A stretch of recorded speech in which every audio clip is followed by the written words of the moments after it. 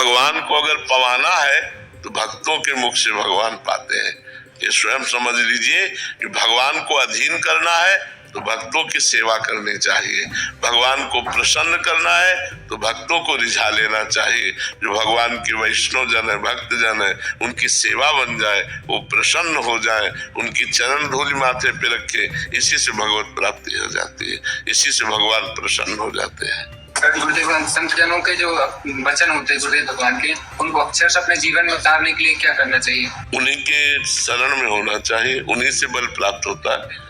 हाँ, उन्हीं की शरण में होना चाहिए, उन्हीं की कृपा से बल प्राप्त होता है, क्योंकि और कहीं कोई बल थोड़ी, जो उपदेश कर रहे हैं वही हमसे पालन करवाएंगे। तो ऐसे हो जाए कि प्रभु आप उपदेश कर रहे हो, अक्षरशा पालन करने की चेष्टा करूंगा, लेकिन पालन करने का बल नहीं है, बल तो आपसे ही प्राप्त होगा नाथ, चेष्टा हमारी, कृपा आपकी।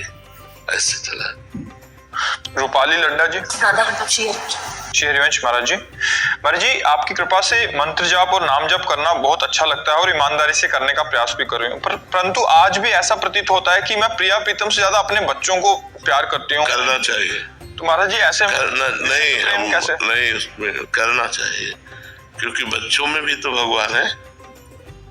जब अपनी बेटी का श्रृंगार करो तो उस समय भावना में भर जाओ, मेरी लाडली जू, जैसे घर में लाडली जू का श्रृंगार करते हैं ना तो भाव रहता ना, मेरी लाडली जू।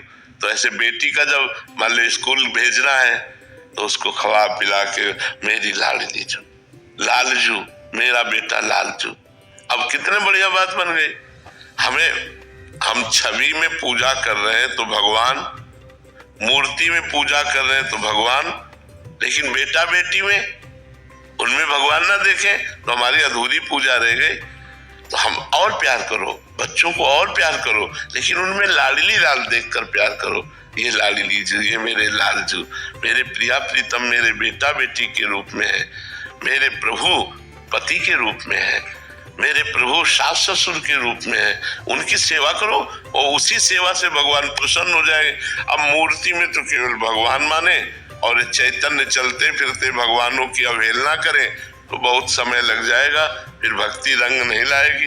रंग तो तभी लाती जब सब में भगवान को देखें। तो हम बेटा बेटी से प्यार नहीं करेंगे, मूर्ति की तरफ मुख किए बैठे हैं और रो रहे हैं मम्मी मम्मी, तो फायदा क्या हुआ? हमें मूर्ति से हटा करके नेत्र बेटा बेटी की तरफ लगाने, उनकी आवश्यकता पूर्ति करने, उनके स्कूल भेजना, उनको पढ़ा लिखा करके संसार के योग्य बनाना है। ये हमारी पूजा है। तुम माँ हो, माँ की एक कर्तव्य है और एक पूजा है, तो तुम अपने बच्चों को दुलार करो, उनको पढ़ाओ लिखाओ, यही भगवान की सेवा है, और नाम जप करो।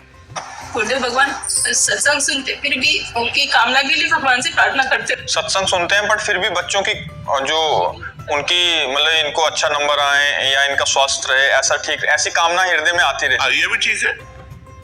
जब हम उनको भगवान मानते हैं तो अच्छे नंबर में तो आने चाहिए।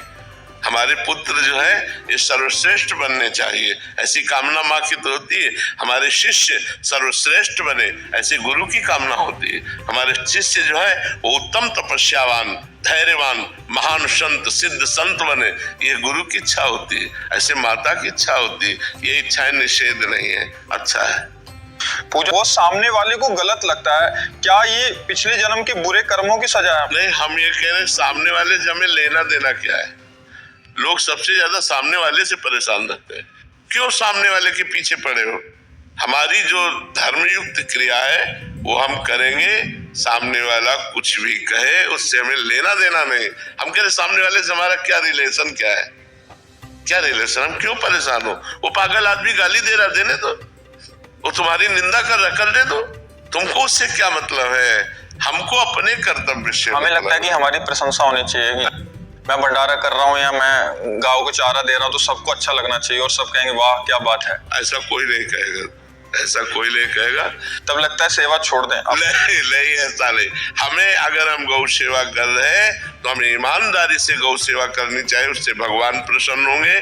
कोई हमको गाली दे या कोई हमें प्रशंसा करे, इससे हमें कोई लेना देना नहीं। यदि आप अध्यात्म को नहीं पकड़ोगे तो ऐसे दुखी होते रहोगे। अध्यात्म में वो बल है, मान और अपमान, सुख और दुख, लाभ और हानि, निंदा और स्तुति को समान बनाकर चलना, यही अध्यात्म बल है। अध्यात्मवान मुस्कुरा के चला जाएगा, उसे कोई गाली दे तो नाराज नहीं होगा, मुस्कुरा के चला जाएगा। ऐसे ही रिश्तों में होता है महाराज जी कि सास की सेवा कर रही थी फिर भी गाली पड़ रही है। हाँ, तभी तो फिर गाली पड़े फिर भी सास की सेवा करो, तब आप सेवक हो। कह रहे सेवा करती हूँ बट फिर भी उनको अच्छा नहीं लगता, तो फिर मेरे को लगता है सेवा ही छोड़ दूं।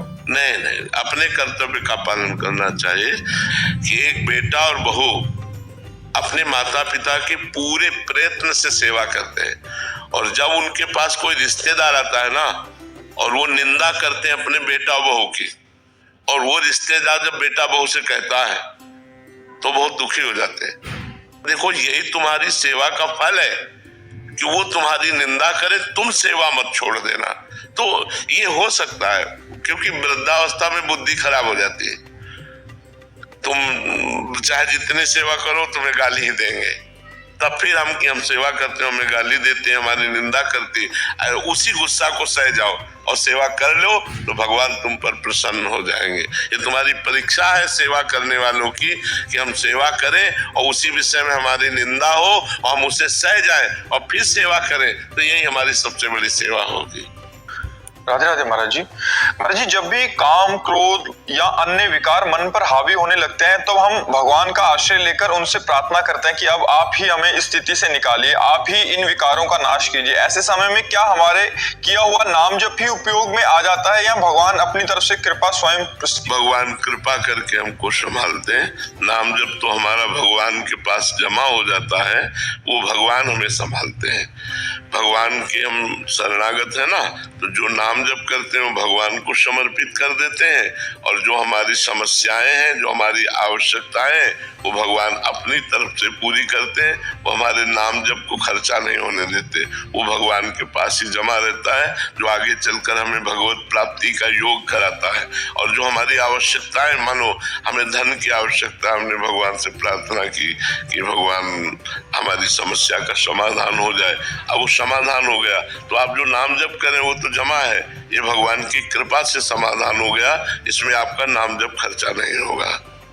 रोशनी जी आयरलैंड से, राधे राधे महाराज जी। महाराज जी, मेरा प्रश्न है कि भगवान को प्रसन्न कैसे करें ताकि वो हमारी मनोकामना पूरी करें। आपने बताया था कि तप करना चाहिए, तो कैसे तप किया जाए, कोई व्रत किया जाए कि हमारा मनोकामना पूरी? पहली बात तो एकादशी व्रत शुरू करो, फिर जैसे भगवान शिव की उपासना तो सोमवार व्रत शुरू करो, भगवान शंकर का अभिषेक करो, नाम जप करो, कुछ पाठ करो और वो भगवान को प्रदान करो, फिर भगवान से प्रार्थना करो। एक तो ये डिपार्टमेंट हो गया, और एक हो गया कि लाडले प्रभु मैं आपकी लाडली हूँ, मैं जैसी हूँ आपकी हूँ, मेरे से कुछ नहीं बनेगा, आप अपने हिसाब से मेरी आवश्यकताओं की पूर्ति कर दें, मेरे हिसाब से नहीं, मेरे हिसाब से नहीं, मेरा हिसाब तो बहुत छोटा है ना, तो आप अपने हिसाब से कीजिए। जोई जोई प्यारो करे सोई मोई भावे, ये बड़ा मस्ती का मार्ग है जो दूसरा बताया। पहले वाला वो दुकानदारी का मार्ग है कि जो हम किया उसका फल दे दीजिए, और इसमें किए का फल नहीं है, इसमें मैं आपकी हूँ। जैसे गोदनामा में नहीं होता पूरी प्रॉपर्टी गोदनामे वाले के ऊपर, ऐसे ही भक्त को भगवान अपना सर्वस्व समर्पित कर देते हैं। भक्त जब अपना भगवान को सर्वस्व समर्पित कर देता है तो भगवान अपना सर्वस्व समर्पित कर देते हैं। तो जितना हमारा समर्पण जोर का होगा उतना ही हमें आनंद की अनुभूति होगी। एक ये मार्ग है, और एक ये मार्ग है कि जितने जोर का हम तप करेंगे, व्रत करेंगे, उसका वैसे ही फल हमको प्राप्त होगा। ये कमजोर मार्ग है, इसमें हम कितना करेंगे। और ये मार्ग है कि सीधे भगवान अपना ऐश्वर्य, ज्ञान, वैराग्य, भक्ति, प्रेम जो चाहिए उसका खजाना खोल देते हैं और भक्त निहाल हो जाता है। तो भगवान का बनने में ज्यादा लाभ है। भगवान के लिए साधना करना, भगवान के बन के, ये और उत्तम बात है। अपने लिए साधना करना ये छोटी बात है, भगवान के होना ये बड़ी बात है, और भगवान के बन के भगवान के लिए साधना करना ये बहुत बड़ी बात है। इसी से भगवत प्रेम प्राप्त होता है, इसी से मोक्ष प्राप्त होता है। तो हम लोगों की आवश्यकताएं तो है। हम आपको सच्ची बताएं, भगवान के हो जाने में इतना आनंद है कि हम तुम्हें कुछ कह नहीं सकते। आप कह सकती होगी कि आपने तपस्या किया, अब तो क्या मेरे जीवन की तपस्या का फल संसार की झूठी माया है जो मरने के बाद साथ नहीं जाती है? नहीं, हमारी तपस्या का फल अगर ये है तब तो बहुत बेकार है। नहीं, भजन का फल ये नहीं है, भजन का ब्याज ये है। मूल फल तो भगवान का परमानंद प्राप्त होना, भगवान की प्राप्ति होना, दुखों से छूट जाना, सदा सदा के लिए दुखों से पिंड छूट जाना, ये भगवान के भजन का फल है। तो हमने 3 बातें बताई। भगवान से चाह पूर्ति करने के लिए भगवान की जो भजन शैली है, व्रत है, उपवास है, तीर्थ यातन है, दान पुण्य है, इनको करें तो हमारी कामनाओं की पूर्ति होगी। दूसरी बात, बड़े जोर की, मैं भगवान का भगवान मेरे नाथ, आप मेरे स्वामी हो, मेरे पिता हो, मैं और किससे मांगू? ये अपनापन, ये बहुत जोर की बात है। भगवान के होके अपनी आवश्यकताओं की पूर्ति करना। तीसरी बात, भगवान के लिए, भगवान के होके भजन करना, ये बहुत जोर की बात हो गई। अब हमें चिंता नहीं आगे क्या होना है, आप खुद देखिए आपको आगे क्या करना है। वो बड़ी मस्ती की बात होती है, बड़ी मस्ती की बात हो।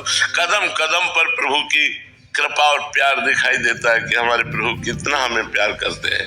ये तब दिखाई देता है जब भगवान के होके और भगवान के लिए भजन किया जाता है, तब ये जोर की बात आती है। महाराज जी, अधिकतर तो ऐसा ही है कि मतलब कामना की पूर्ति हो जाए इसलिए होगा। हाँ, प्राय ऐसा, लेकिन हमारी कामनाओं की कभी पूर्ति हो नहीं सकती। एक कामना पूरी होती है तो 2 कामनाएं खड़ी हो जाती हैं, 2 पूरी होती है तो 4 खड़ी हो जाती हैं।